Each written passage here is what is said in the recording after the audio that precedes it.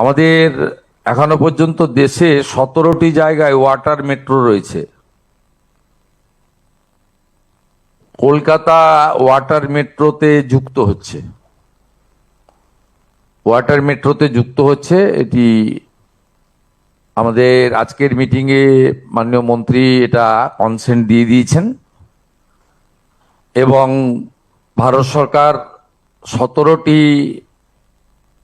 আমাদের river line বা C based সিটিগুলোতে যে ওয়াটার মেট্রো লেটেস্ট কেরালামে হয়েছে, সেখানে আপনার আমরা এই শহর হিসেবে আমরা 18তম শহর হিসেবে যুক্ত হচ্ছি ওয়াটার মেট্রো।